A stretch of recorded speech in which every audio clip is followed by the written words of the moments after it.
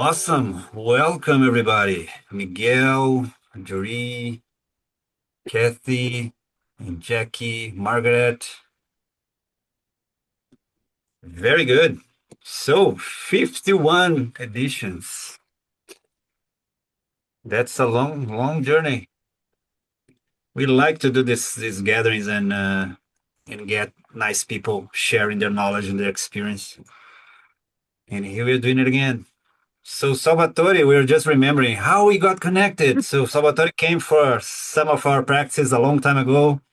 Stick around, came to the Liberating Structures immersion, and I think it was end of last year that we planned to do this one or beginning of this year, right?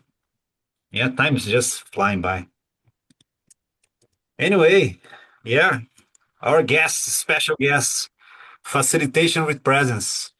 So that's one thing that I don't remember seeing this topic very often, and it's very important because we as facilitators we have a very big responsibility to show up in front of groups and everything.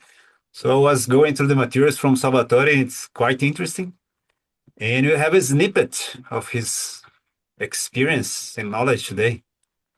So my friend, the floor is yours. Thanks for making the time to be here. Thanks everybody for being here to have fun with us, and let's go. Thank you, Fernando and Carolina. And hello, everyone. Salvatore here. It's a pleasure to be with you. And I'd love to see a show of hands. Who has had some form of public speaking training in school or something else? I see three people. All right, four, five. Okay. This is not going to be a public speaking training class, but we are going to be looking at presence. And what I would like for you to start by doing is imagine an opening of an event that you are facilitating. And I want you to think about how do people typically respond to your presence in those first few minutes? How do people receive you? How do you want them to receive you? What does your body do when you are feeling confident, when you feel like you're owning the space, when you feel like you're driving the session forward in a good way? What does your body do? What is your facial expression? How does your voice change? And on the flip side, think about those moments where you're behind the eight ball, you're back on time, the client is sending notes through chat or passing notes and saying, we don't have to do this, and everything seems to be going sideways. What happens to your body? What do you do in those moments to show up with more presence and certainty?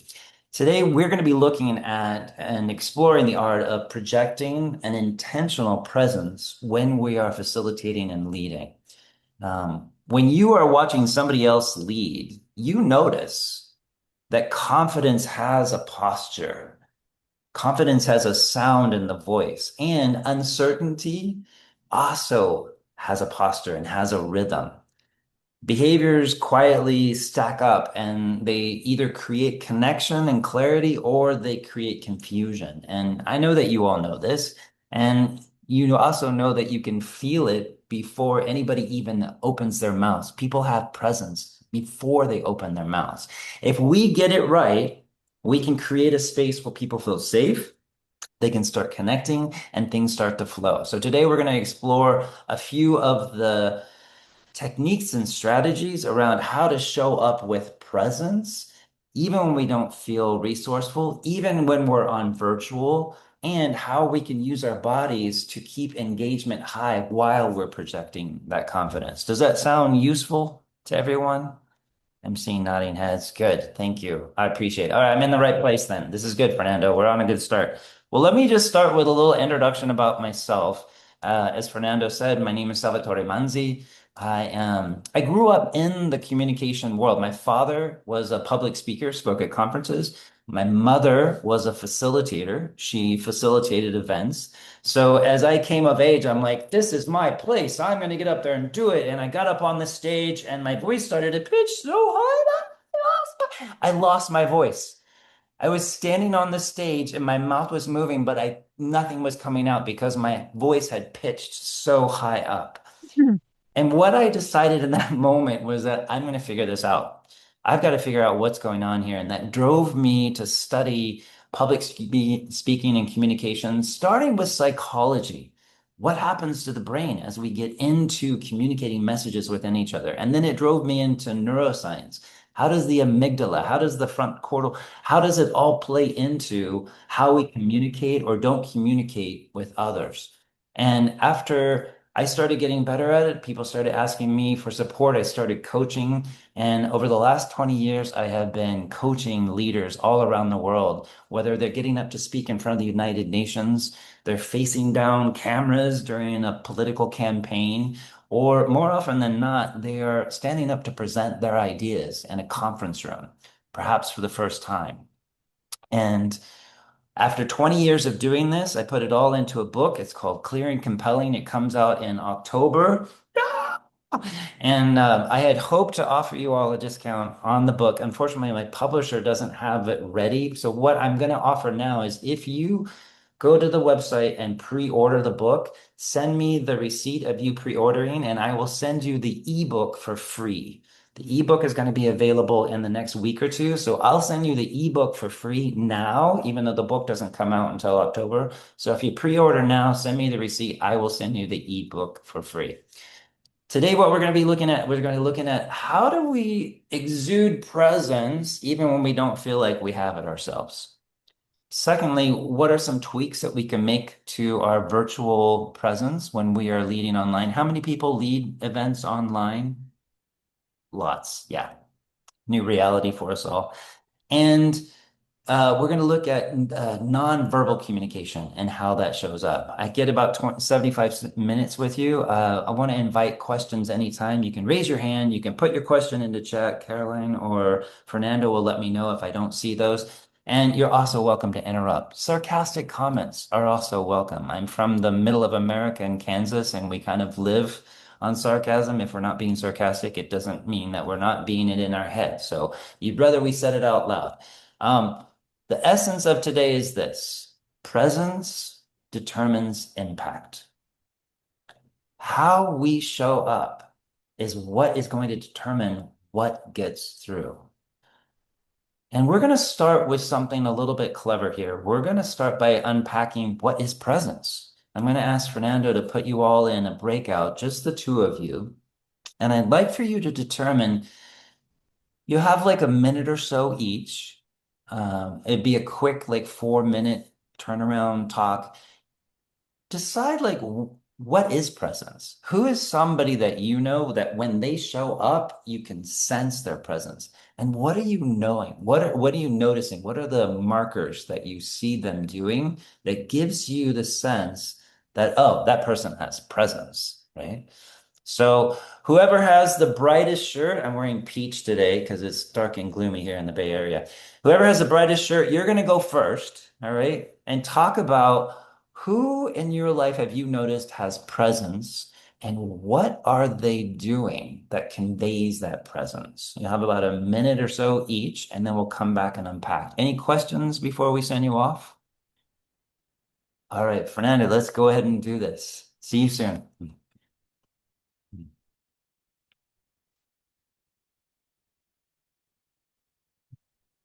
I never know if Fernando's gonna send me out or not. So it's then I was like, Yeah. Welcome back. okay. Welcome back, everyone. I'd love to hear from Murray and then Miguel and then Tiffany. Can you share with us what were some of the qualifiers, the behaviors that helped you notice that this person has presence? Murray, then Miguel, then Tiffany. What were some of the things that showed up for you? Yeah, I mean, we were talking about it's kind of hard to define in a way, but we're talking about, getting a sense of the energy of the person, sometimes things like facial expressions and eye contact and voice variations and so on. But a lot of it, I think, was a little bit more abstract and hard to kind of nail down. We touched a little bit on the fact that well, I made the comment that, with work where we're involved with passion and purpose, when that comes through, a lot of that is in words and what's shared, but it's also shared in presence, but it's a little bit harder to define kind of how that shows up in presence, or at least we didn't get there quite in our chats. Yeah, thank you. Thank you for that. Miguel, what about you? Well, I was thinking someone special. What I would say is that he shows or he feels like very comfortable in public settings. That he is in public, confident in front of an audience. Um, Shows ease and confidence in public facing situations, facing people. It looks like it is, I'd say, between friends, but very comfortable with public. Nice. Thank you. Comfort. That's a big word. I like that. Tiffany, what about you? What showed up in your breakout? Sure, I had a lovely breakout with Jackie, and what came up for us is really how that person makes other people feel in the space. So they're engaged, they're interested, and not to restate the word in the word, but they are present, as in they're here in the room, and you can tell they're engaged and paying attention to what's Lovely. happening in the space. Lovely. And it is hard to talk about presence without using the word in the word. I like that you service that for us. Anybody else want to share something else that came up in your group? Any other comments around what is presence? Is it Zimia? Zima? Jimena, but Jimena. Thank you. Oh, it's it's, okay. it's Jimena. okay anyway. Uh, I would like to add passion, not only confidence about what the person is talking about, but passion for their job, for their activity, and passion for people, for Passion. being with people, for, Yeah. Passion for both the topic and the people in the room. Like it yes. shows that they want to be connected to what Tiffany said too. They're present to what's happening in the room. Thank you. Anybody else want to share what else showed up for you? Allison. Yeah, I think one of the things is not filling the space with a lot of noisy words. So not talking extraneously about with a lot of things that are irrelevant to the conversation, but just kind of being really clear and crisp with language. Yes. In my book, one of my sections is called Concision Equals Power, because holding that silence is a sign of presence, being able to hold that silence, not having to fill it in. You can often tell the more junior leaders by how much they talk and over explain. Thank you for that. And Dan double clicked on the word comfort that Miguel brought up as well. Fun fact for anybody out there teaching public speaking, don't use the word confidence. People don't like it. But if you use the word comfort, people understand. Like you can tell if a person is comfortable or not in the setting, and that comfort shows through. Any last comments on what is presence? I'm just going to jump in and say it's almost sometimes it's like it's not like you're doing, it's a being. And I think tying into that, you're really comfortable. They present as they're really comfortable in their skin. Not doing, being. You can't perform. And this is something Carolina brought up, the idea of authenticity is exuding a sense of presence. Kathy, I saw your hand go up. Yeah. In our group, we talked about not being distracted, and especially when you're virtual, that's really key when you're speaking, because it is easy to be distracted. So you really have to concentrate on focusing on your audience and on the people and on what you're saying. So being prepared so that you aren't distracted. Really appreciate that as I'm writing down. And so everybody knows I am making notes that if you see me looking away, that's what it is. Present means not being distracted, And being then the smile. We also commented on the smile. I haven't heard anybody talk about the smile and just how warm that is or engaging it can be. that is, and it's such a sign. We're going to unpack that one a little bit later on. I really like that. I want to go ahead and move into the first module where we look at resourcefulness. When we've had a bad day, when things didn't go as planned, when the meeting is starting late and we're already like frustrated with what's going on, how do we still show up in a way that is resourceful. There are ways that we can do that. And I'm curious in the room, who has a technique to get themselves back into a state of resourcefulness? Who does something that gets them back into a resourcefulness state when they're feeling that agitation? Tiffany. I actually have a question because I Oh, don't think I've really heard resourcefulness used in this context. What exactly do you mean? thank you for that. I mean that in that moment where I feel like there's so much pressure, I'm running late, I'm feeling anxiety, but I need to show up with full resourcefulness to be present in that moment. So to feel that I have resources to be present with a person and stay on task, even though I have a lot of things that are distracting. Like what resources do I pull for? Does that make more sense? Jackie, I saw your hand first. Sometimes what I do, I actually often do it. I take some deep breaths and I do some power poses in the bathroom. Yes. How many people use power poses? So the research is always debated on this, but they actually do work. There's a mind-body loop. When you have a body in that place, it will create resourcefulness. Thank you, Jackie. Dan, I see your hand up. Wait, Sonia, I saw your hand up. Go a second. We'll come back to you, Yeah, Dan. thank you, Salvatore. It was the same, breathing, connecting with my breathing, go inside and feel the strength from inside, like poses, poses to empower myself. So it's the same. Same. Okay, body. Thank you. Dan.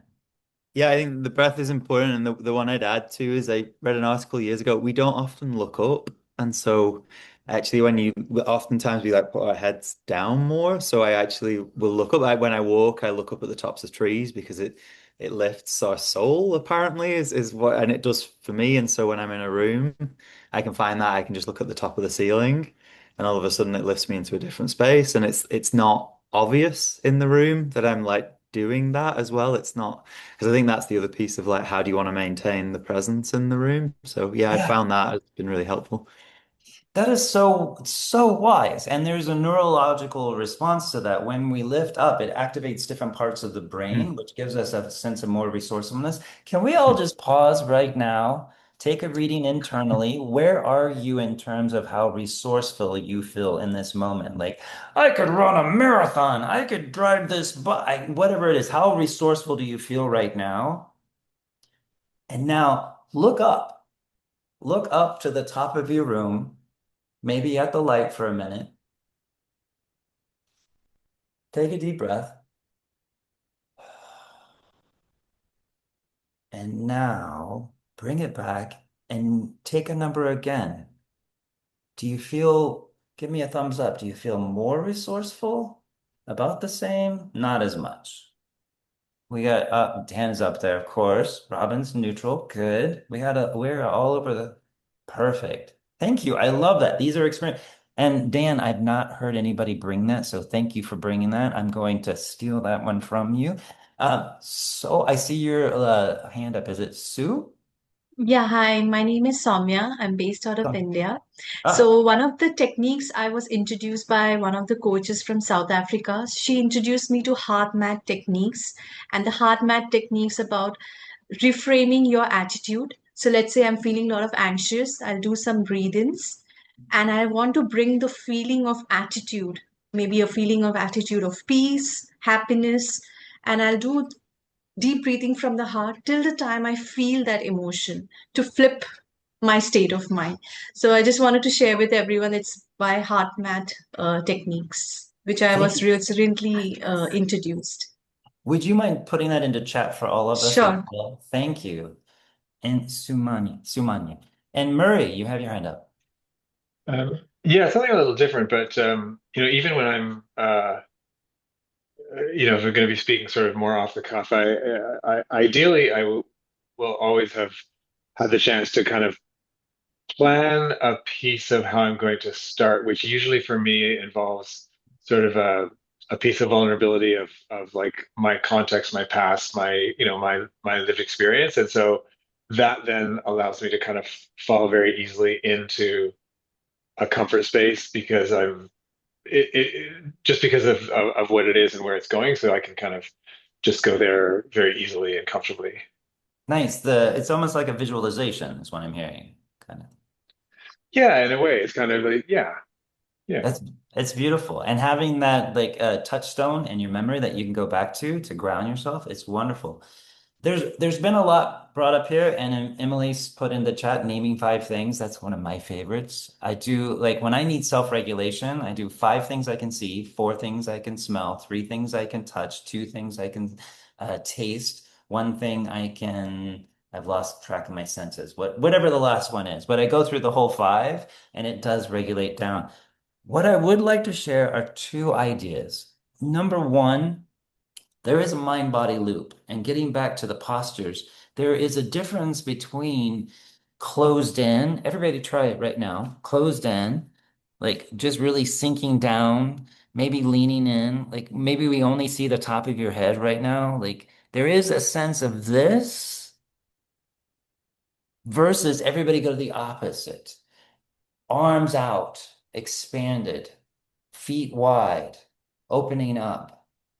This openness, exposing your heart physically, it creates a neural loop that allows your brain to determine the situation is more safe than you might actually feel like it is. And you begin this mind-body loop that will help create a sense of resourcefulness. The second part of that is in the breathing. And my favorite thing is box breathing. Anybody familiar with box breathing?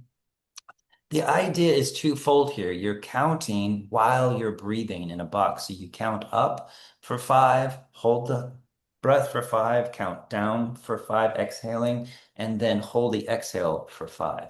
3 rounds, what you've done is you've engaged the mind mentally to take it off of the focus, and you've engaged the breath to allow your body to heal. Here's the big aha when everybody tells you, oh, take a breath, it'll help you calm down. It's not the inhale, it's the exhale. I was slow to learn this, and I'm seeing nodding heads. When you take a deep breath, the chest fills up and the heart has to pump harder because the chest cavity is larger. When you exhale and hold the exhale, the heart actually physiologically calms down. So if you are feeling nervous, my go-to is box breathing, but if you hold the exhale longer, it will help you relax. It was actually a technique I learned to help me fall asleep, to stop perseverating about everything from the day. I don't know if I have any other analytical thinkers in there. I will go around in circles for hours if I'm left unfettered, which brings us to the next topic, and that is the mind. When you're about to go into facilitating an event or a high stakes meeting, or you're about to present something in front of a group of people, what are the questions that you typically ask? What are the questions that you're asking yourself before you go in there, typically? You can just think about it yourself, but I imagine some of those are like, do we have all the instruments? Is everybody here? Do I have the outline ready? Am I ready for this? Am I ready for that? Am I ready for this? And here's the problem with that. You're all familiar with the negativity bias. The brain goes in search of answers to whatever question we pose. So if I'm asking the question, am I ready? The brain is going to go, no, not ready. No, remember that time in 3rd grade? You weren't ready. So you're not ready now. Do I have everything I need? Nope. We needed more time to prepare. If you ask those questions, the brain is automatically going to come up with non-resourceful answers. So the go-to for me, what I use now, is Noah St. John's affirmations. Has anybody heard of these before? Yes. Affirmations put the question and put an affirmation in the form of a question. Because the reality is affirmations don't work unless you're already in a positive state of mind. If you're having a bad day and you're stuck in traffic and your animal is sick and you say, my day is going great, your brain is going to go, no, it's not. But if you pose an affirmation in the form of a question, then your brain will look for answers to support that. So it's not, am I ready? It's how do I know I'm ready? When I went to the World Economic Forum, I got to facilitate an event at the World Economic Forum. And let me tell you, my heart was racing. Angela Merkel had the room before me, and I had to get her and her team out so that I could move in. And I was buzzing, I was frightened, I was crazy. I called my coach, and my coach, while I was in the green room, had me marching around the conference table, and he was saying, "Why do they need to hear your voice? Why is your message important? How do you know that you are ready? Why is the message that you have is valuable? Why is your voice important?" And I just, for 15 minutes, marched around the table. And by the time I came out of there, I was like, let's do this. Because my brain had gotten me so resourceful. I was ready to go in there and ready to deliver. So the two elements that I would offer in terms of getting resourceful are to use your body through openness and breath, and use affirmations to drive your focus into things that are positive. And let me leave with this, and then I'll ask for your feedback and any thoughts that you have about what we've just discussed. In between meetings, we all do it. We're going from meeting to meeting to meeting, or from session to session to session. There's an opportunity for a reset before you simply turn on the camera to the next meeting, or before you just pick up the thread and jump into the next session. There's a moment for you to reset yourself back to neutral with your body, with your mind, with your breath, so that you can show up with resourcefulness as well. I'm going to pause here and ask for any feedback, any thoughts on creating resourcefulness, especially when you don't feel it. Any add-ons, anything that you want to push back on? I'm open to that as well. Augusto, I see you nodding your head. That brings joy to myself here. Robin, please. Yeah, I'm in a situation right now where I need to facilitate some high stakes conversations with groups of people who really don't want to be there. Anybody else been in that place? Yeah, that's a fun one. Yeah, and I'm thinking about what we're talking about and thinking about, how can I project an openness and an invitation to be there while also honoring that they're coming from a place of a lot of pain. I would like to offer something, and I'm going to offer to the floor if anybody has any suggestions that they want to add as well. But what I'm noticing here is you're not just self-regulating, you're group regulating. You're having to carve their energy away from the focus that they're on. And I really liked what Carolina did at the beginning with that grounding as a way to get everybody on the same page at the front. And the go-to that I start with in those situations is turn to a partner and share something positive about somebody else in the room, not in your duo, and what you like about that person. Turn to the partner and do that. And it starts to orient the brain towards a positive direction for them. It's often called positive gossip, if you've heard that technique before. But I want to open the floor. Does anybody else want to offer any insights or shares? Robin, if you're open, are you open to? Absolutely. Any help I can get is very much appreciated. Let's take a couple of minutes here, one or two people, if you want to share what your ideas or thoughts are for Robin to navigate a group of people that are not feeling like they want to be there. Kathy. Yeah, Robin, that's a difficult spot to be in, but I have been there before. And I find when I am with a group is that whole group agreement of, what can we agree upon as to how this group is going to work together? So doing that group agreement often has great success because then people have an opportunity to say what's important to them as part of this meeting and just reminding them that we have limited time together. And I always like to look at the success part. If this group was successful, what would it be? What would have happened in this group? So if they don't want to be here, but they are here, they may have to be here. So if this group was successful, what might it look like? And getting them to think about that. Thank you for that. Yeah, and there's there's Allison put something in the chat too. Wonderful. All right. If anybody wants to private message her, please feel free. Oh, Tiffany, you had something to share? I haven't tried this activity before, but I've heard others use stinky fish activity as a way to get some of those, like to recognize that there are anxieties and discomforts in the room and not, instead of ignoring them, giving an opportunity for people to get them out to some degree. I haven't tried it myself, but I honestly just heard about that myself, and I was going to use it for the first time this Saturday at an event I'm facilitating. So thank you for that. I feel like now I'm like, okay, I have to try it at this point. Stinky fish. All right. Let's go ahead and jump ahead here. We've talked about virtual presence in terms of resourcefulness. The second part that I want to look at is virtual presence because we are oftentimes in this reality right here. And what I would offer is that this little box is sometimes the only impression that other people will get from us. This is the only time they will ever see us or feel us or sense us. And so curating the way this shows up can be important and impactful. I would love to say that people don't judge a book by their cover, but they do. And the challenge that we face in the virtual world is what's called newscaster bias. This is an unconscious bias that we all have. After years of watching television, we have an idea of what it means to be on camera, to be on a screen. Now, I know that we've all been doing this now for 6 years, and I'm sure everybody has done virtual makeovers many times over. And we're not going for polish here, but I do want to hit on a couple of the high points that can be really helpful when it comes to virtual facilitation and showing up virtually. Number one thing are the eyes.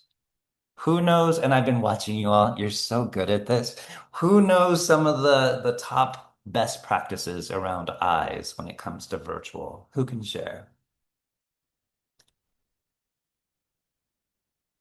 look at the camera, like this Thank you, camera Tiff. circle.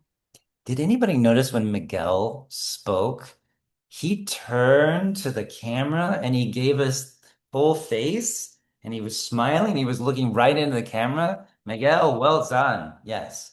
Looking into the camera is way different than looking into the screen. And I can unpack this a little bit. The temptation is to watch the screen as a facilitator to see how people are relating. So what I've come up with is the 10-second rule. I'm going to give it to you. I'm going to ask that you gamify this for yourself and practice this. The 10-second rule is this. The first 10 seconds that you are speaking on a virtual platform, look directly into the camera. After those 10 seconds, look to the screen to see how people are reacting. Because what happens, your box lights up when you start speaking, and you want everybody's like this, looking for your box. And when they find you, you want them to feel the connection of eye contact. When we make eye contact, oxytocin is released in the brain. It's a social bonding chemical. It's what allows us to start to trust another person. And if you just make a habit, the first 10 seconds, look into the camera and then look down to the screen to see what's happening. It's going to allow those people to have that connection right away. I got a lot of thumbs up. I didn't realize I needed that. Bring that on. Keep those love chats. Yeah, love bomb everything on this thing. I love it. All right. Make eye contact with the eyes. I'm going to jump in. Anything else you've heard about the eyes? Thank you, Fernando. I'm going to share, this is where it's going to get a little bit into the technicalities, but there's something called the rule of thirds in camera. The rule of thirds says that you need your eyes at that 2/3 line. If your eyes are below there, you appear less credible and having less authority. I once coached a politician, a mayor in a city, who led a town hall, and he was like this the whole time. They pummeled him. They pummeled him because he looked so small. He looked so small. What we need is your eyes at the 2/3 line in order to actually feel the presence of you. This is newscaster bias. Second step, I noticed you all adjusted. And I want to clarify here for anybody watching this later, nobody else came to this session expecting to be a facilitator. If you're facilitating, you need to pay attention to this. If you're a participant, it's okay. Don't worry about it. So I appreciate the adjustments you're making, but there's no judgment on my part here. The second thing I would offer is the camera angle. And this is something I work with a lot of Fortune 50 CEOs that they don't quite get right. Because when the camera is looking down on you, your audience is looking down on you. You appear less powerful simply from this tiny little angle. After a while, your audience will start to discredit you because they're looking down at you. You also obviously don't want to look down at people because people will feel looked down upon. So we don't do that either. You want the camera angle at eye level and about one arm length from you, or the other way to do it, if you put your fingers in a triangle, so the top of your fingers touch the top of the screen, your elbows touch the corners of the screen. Look at Dan. Dan is rocking the triangle. If you are too far or too back, you can tell your elbows should touch the corners, your fingers should touch the top. That's when you're taking up the newscaster anger. This is what they do with newscasters to get them into the triangle to take up the right amount of space. Again, don't worry about this. If you're not leading the session, don't worry so much about your camera angle. That was a lot on eyes and framing. Of course, audio is important. Lighting is important. We need to see your face. This is a really funny neurological thing. One of the reasons we get Zoom fatigue is because we can't see around people's eyes. This is what causes your participants to get tired by the end of a session because the brain is a prediction device. It's predicting what's happening. And by watching around the sides of a person's eyes, that's how our brain is predicting where this conversation, where this session is going. And if I can't see that, the brain is going twice as fast trying to figure out what you are saying and doing. One way that you can help yourself and you can help your audience is make sure there's plenty of light. If you have glasses, put a light on both sides so you don't get the reflection in front of your face. Make sure there's plenty of light. And if you're talking to somebody that has a darkened face, to prevent your own Zoom fatigue, turn the brightness all the way up on your screen so that it gives you a little bit more of that effect. I'm sorry, I'm geeking out. You know, I love the neuroscience of all this stuff, but these are little details. Last thing I would offer is about virtual backgrounds. And I don't know, anybody else have a debate about virtual backgrounds? Every time I teach a session, like, oh, do we have it? Is it bad? Is it good? Can we have it? What do we do? Does it have to be the company logo? Can we have beautiful backgrounds with flowers like Yori? This is beautiful. Thank you. Here's the one thing I would offer if you're going to have a virtual background. There's a little gap between you and your background unless you have a really high setup with your background. And in that gap causes postural distortion. Within 15 minutes, anybody watching postural distortion is going to start to feel a little queasy. Well, okay, it's only about 75% of humans get the postural distortion distraction. But the bigger challenge is the brain is a problem solver. And so they're watching you and they're like, oh, I saw a little gap. Maybe they're in the kitchen. No, wait, I saw another gap. There's a poster behind them. No, wait. Oh, somebody walked through there. I can tell. And what happens is you're delivering amazing content. You're leading a great session and they're like, what is going on behind the brain? So if you're going to use a virtual background, use a more direct posture and keep your gestures within yourself so that you don't create so much postural distortion. I love the smiles. Any comments? I'm open to feedback. I'm open to pushback on any of this. Does that also go for the blur background? It's a yes and. It depends. You can change the amount of blur. A little bit of blur, like Miguel or Robin has, creates more focus on the person. Too much blur, and then people start to solve. They try to problem solve what's going behind them. Thank you for the question, Allison. Any other comments? Margaret. Use the curtain.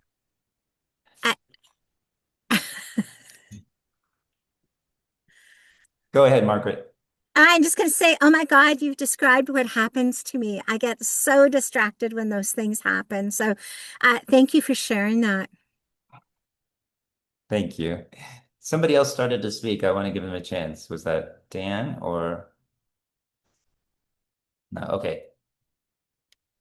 Sumnia, I think you had your hand raised. No? No. Okay. Tiffany? I don't know how true this is, but I heard this at the beginning of the pandemic when everyone was going online, that people tend to trust you more when you have a natural background and they can see a little bit of your space. It increases the sense of trust. I don't know if that's true or not.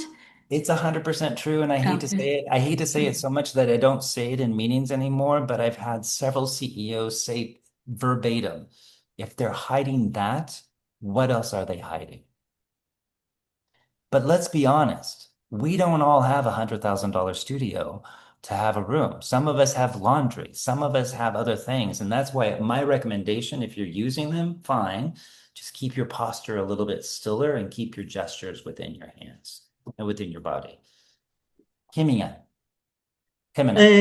I only want to highlight something that Robin wrote, but would you like Robin to tell us about it, please? Oh, sure. No, it's one of my favorite fun facts that blurred background was invented by a deaf engineer who was using video calls with her parents and needed to be able to focus on their faces.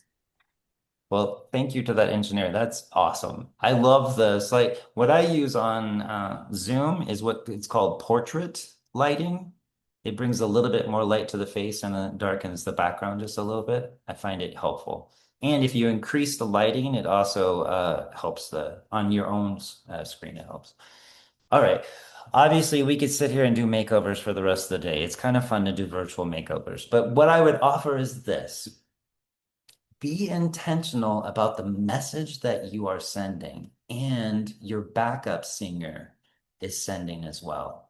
This wants to reinforce whatever message you have, not distract people from the meaning and message that you're bringing. All right, let's go from this. Let's jump now into nonverbal communication because you might be on mute, but your body isn't. And when you are moving in that room and when you are in your virtual camera, you're sending a whole bunch of messages that go beyond the words that you're actually using. I could cite the statistics. You probably heard some of them, Dr. Marabi in the study, that the words themselves account for a small portion of our communication. Does anybody know the number? Take a guess. How much do our words, the words that we're using when we're communicating, and if all of our communication is 100%, how much do the word, yep, we have a couple in there. 7%. It's actually 8. Yes. I mean, 8%. The words themselves are only 8% when we're communicating. About 30% is the tone of voice that you are using while you are speaking. And the other 55% of our communication is our nonverbal, our gestures, our movements, our posture, our eye contact, even how we use our personal space impacts how people are experiencing us. It says so much more than the words themselves. So let's look at 4 aspects of nonverbal communication. We're going to go through these quickly. We're going to practice them together. I'm also, again, asking for questions or pushback at any time. The happy plant. Tiffany, thank you. It's a happy plant. It is a happy plant. I'm in an Airbnb right now. I'm a full-time digital nomad, so I'm in a different place like every couple of weeks. And let me tell you, the anxiety I feel about like what's my background going to be this time is just off the charts. Anyway, 4 aspects of nonverbal communication: hands, gestures, anchors, movement. Let's start with hands. Hands. Funny thing, people want to see them. There is a part of your brain that does not stop worrying until you see the hand, the palm of the other person. Until you see the palm of the other person, there's a part of your brain that worries they might have something that could hurt themselves or hurt you. So you need to, at some point, let your participants see your hands so that they can viscerally relax and be present with you. It's not just a one and done kind of thing. You need to bring your hands into the screen every now and then. Allison gave me some love. Hemina, am I seeing a hand or? Okay. What happens if you don't see the hands of the presenter? Okay, let's try this right now. Can we do, Allison, can you keep your hands low and tell us where are you from, right? Where are you born? And Okay. then keep your hands low. And then at some point, I want you to switch and start talking about the fun or the joy of living in that space and use your hands. Okay, so keep your hands Okay. low, introduce yourself, where you're from. I'm Allison. I was born in Raleigh, North Carolina, and after living in many other places, I'm now back living in Chapel Hill, North Carolina, which is just a half an hour down the road from where I was born. So what actually is amazing about where I live is that I get to look out on this beautiful wooded. I have this giant window in front of me and it's green and it's very lush here. Whenever I land from a flight, I'm always thrilled because there's so much green when you're landing as opposed to landing in a big city. And so it's just a really beautiful space. Give some love, give some love. Allison, But you crushed I that. love to hear Absolutely. this because I talk with my hands. People say that, like I'm a person who talks with my hands, and I've always felt like, oh my God, it's too much. I gotta like control my hands. So I'm really happy to hear this. I give you permission. You can do it. Hemina, can I come to you? Like, what did you notice the before and after seeing the hands? Yes, passion. In the second part of her story, she connected with us with her passion, with yeah. I felt really more connected with Felt Allison. connected. That's the word right there. When we see the hands, we start to feel connected. We start to feel safe with that person. And that is really the key. Allison, you crushed it. Thank you so much for that. And All right, she's a storyteller. I know, right? She's a natural at this. All right, and I did not set her up for this beforehand. All right, just so everybody knows. We talked about hands. The second one is gestures. And this is something Allison brought up. Like gestures are important. What research tells us is when a person gestures, they come across with more warmth, charisma, connectability. That is not to say that I need to do this all the way through, right? Am I gesturing too much? I grew up in an Italian family. I couldn't talk if you tied my hands, honestly. It took me a while with my coach to learn that gestures need to be deliberate. You want to have one gesture per sentence to really have impact. Too much, and the gestures begin to lose meaning. They become a form of monotone in a way. If you can pick one word in a sentence that you can gesture, then you're going to start giving more meaning to what it is that you're trying to explain. Okay, I see the time. We're going to move a little bit faster here. What I would say is this: do not go through your flow for the day and come up with every gesture that you're going to go through. Like we can't choreograph that much of a scene, but you do know how you're going to open a presentation. You do know how you're going to close. So with that first sentence that you plan on saying to open up your thing, think about it in advance. What gesture am I going to use that's going to help us with that? All right, we talked about hands, gestures. Anybody remember the third one? Movement. Close. That was the fourth one. Thank you for that, Sonia. Anchors. Anchors. Thank you, Jackie. What are anchors? That is such a weird term. What is anchors? Well, you're seeing me do it on the screen. Hands, gestures, anchors, movement. Anchors is where you spatially locate a topic.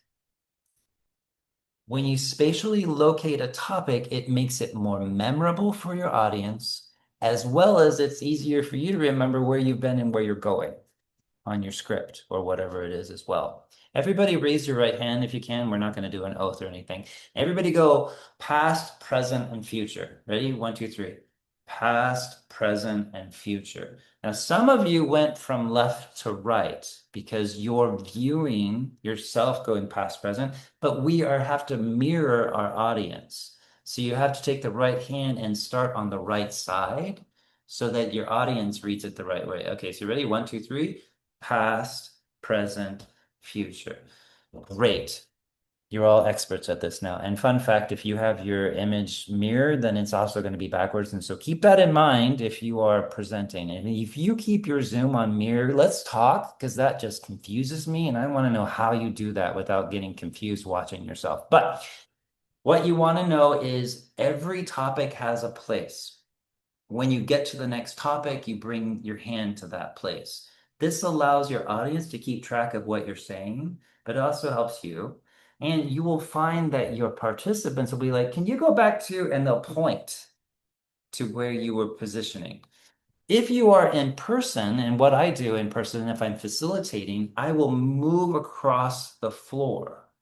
So past, present, and future. Let's go back and talk about the past, and I'll move over to that place. It's still considered an anchor, and I'll talk about it all. I'll talk about that topic all within that space before moving to the next and the next. Do you have to keep your hand up the entire time? People ask me. No, you don't. You don't have to. But it is helpful for your participant. Every time you go back to it, put your hand back in that anchor as well. That way it solidifies it for your audience. That's anchors. Last, and then we'll wrap this up. Hands, gestures, anchors, and Sonia already brought up movement. In a presentation or facilitation, you want to move around enough so that you appear to have life, but not so much that you dissipate the energy. Here's my rule of thumb. Change your topic, change your position. Change your emphasis, change your position. I'll give you an example. Improving facilitation takes practice, as well as feedback. And if you really want to improve, you want somebody that's going to help you get there, like the good folks here at Flow Ahead. Change emphasis, change position. And I'll tell you right now, the most powerful thing that you can do in terms of movement is to lean in. Lean into your audience, offer that point of insight, and then lean back out. Don't just stay leaned in the whole time. It starts to feel kind of creepy. But if you lean in and then lean back out, your point is made. If you're in person, you would take a step towards your audience and then take a step back.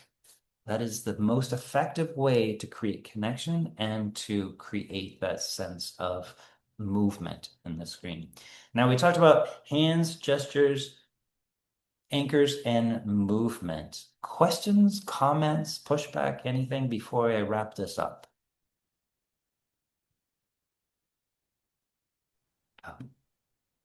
Sonia. One question: when we talk about gestures, it's true that when we are saying like 1, 2, 3, we should make it a point with the fingers or some gesture? I don't have a hard and set rule on this. There is a lot of debates within the speaking community. Sometimes it can feel patronizing to overdo it. Sometimes it is helpful. My offer is vary it up. If I have 3 and then I have 3 later, that way I have 2 different methods to use. So either one, do what feels right, but ask feedback. Ask your participants, how did it come across when I did this? Or tell them in advance, I'm going to be talking and I'm going to use my hands to count off. I want you to give me feedback on how that came across. Thank you for the question, Sonia. Thank you. Allison.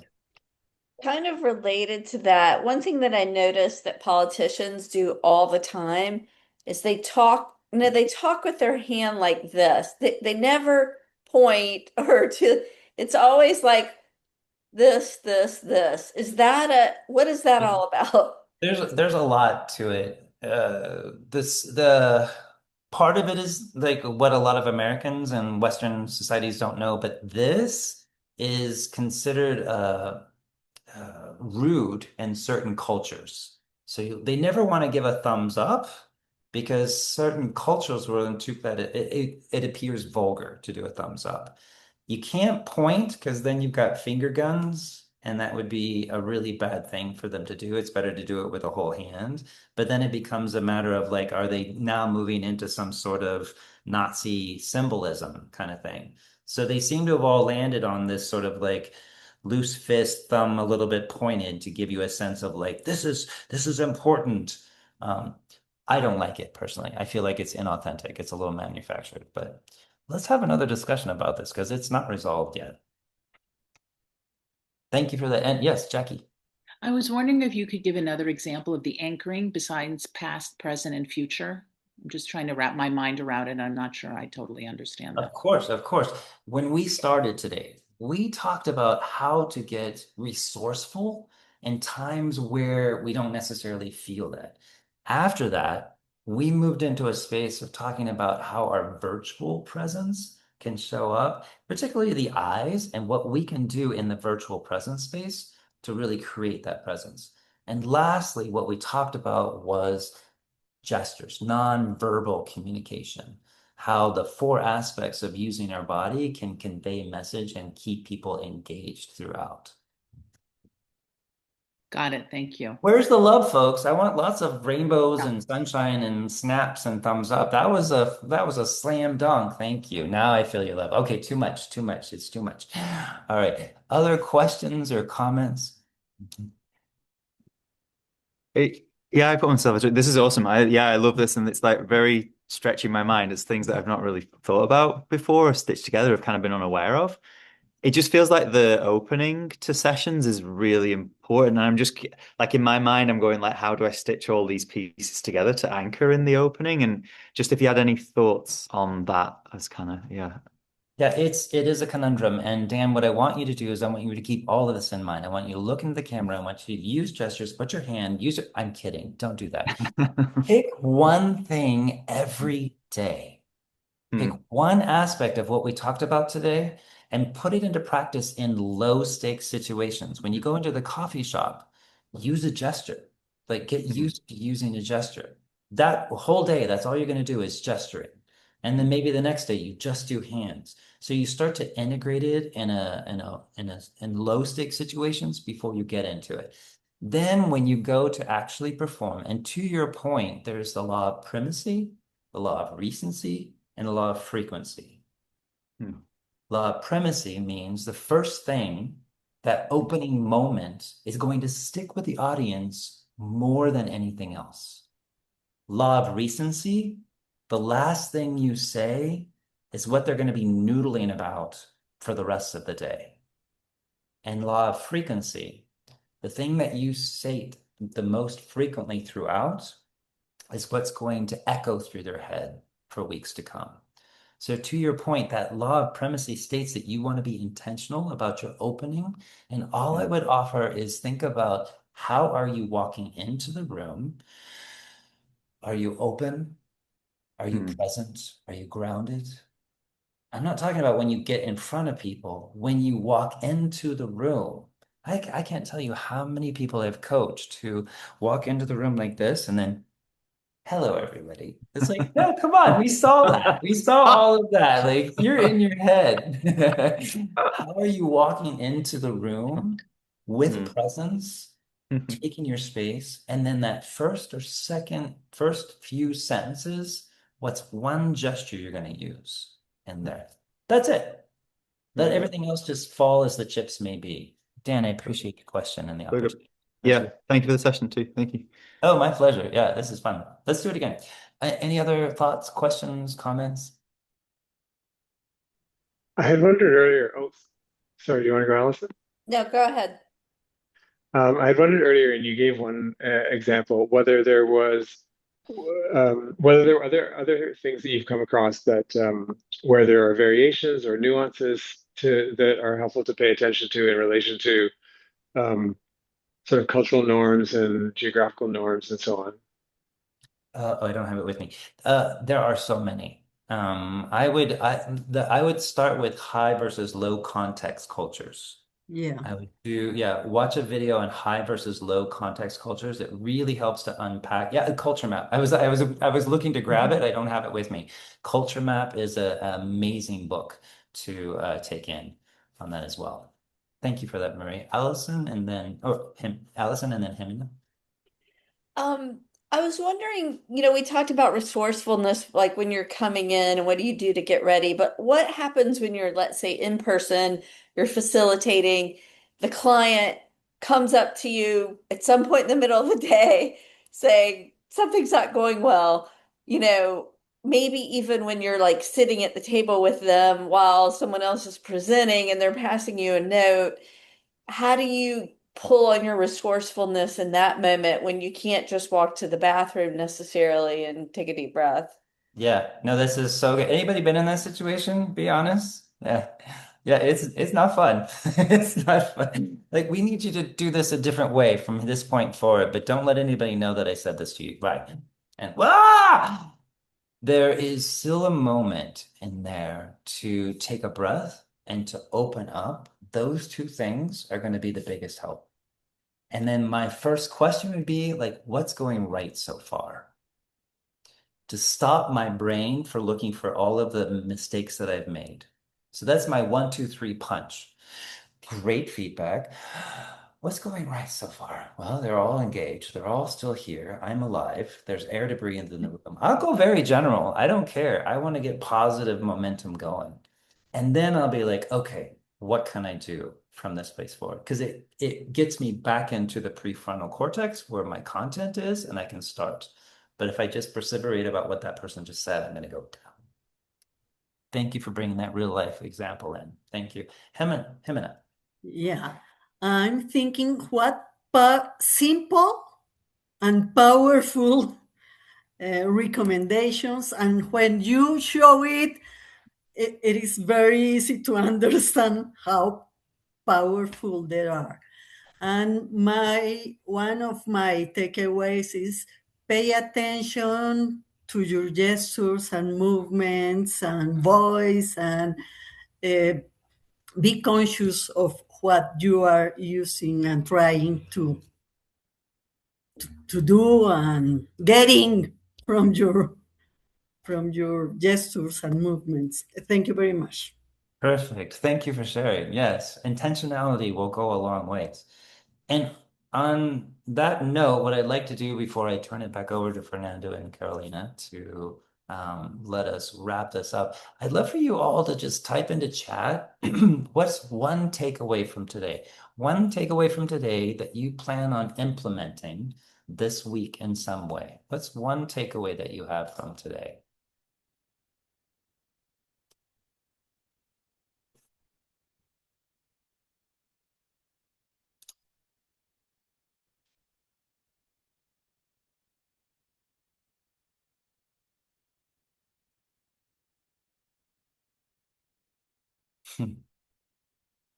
Thank you, Allison. Robin. Nice. Nice.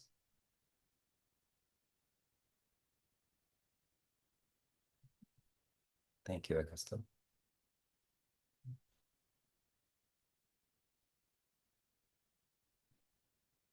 Mm-hmm.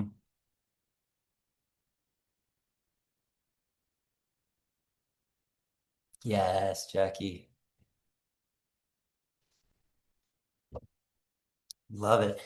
I want to tip off of Jackie's comment there and the idea of affirmations. These were a total game changer for me. And what I actually did, and I recommend for you, is to come up with a list of 5 questions right now that you can ask yourself that's going to put you into a positive mental state.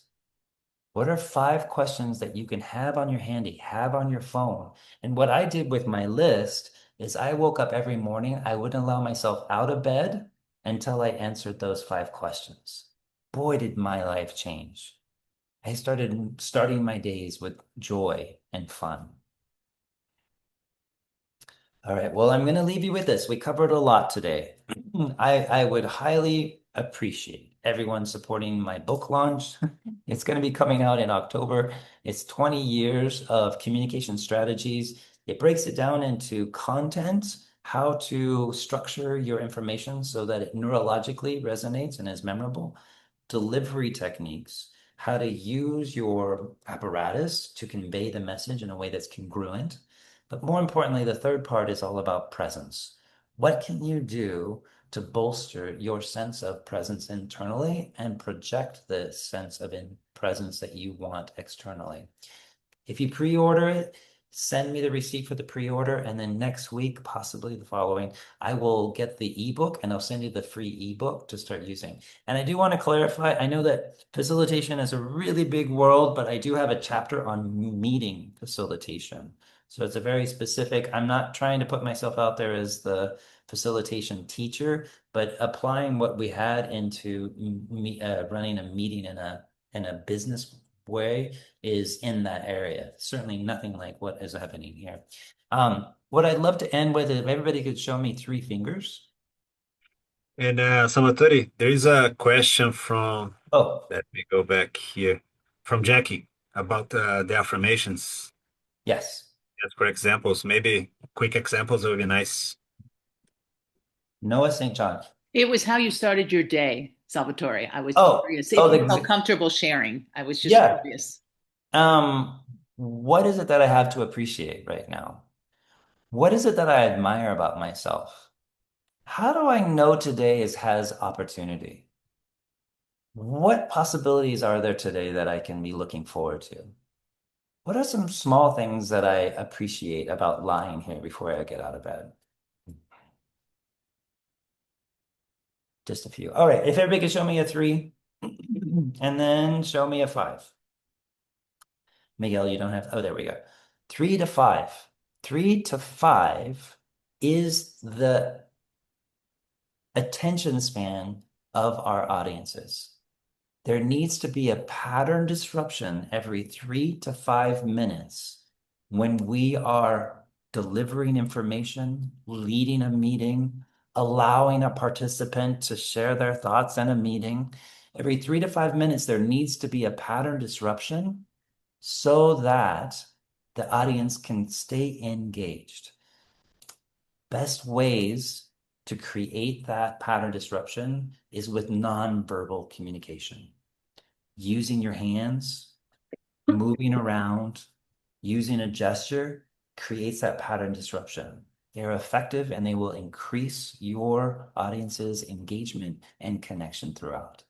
Thank you all for having me here. I welcome any questions. Find me on LinkedIn. Happy to partner with you at any time in facilitation.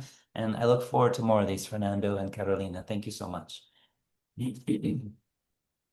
Thank you so much, Salvatore, and everybody who came, and it was like such a great class. I mean, I don't know, class or gather or whatever.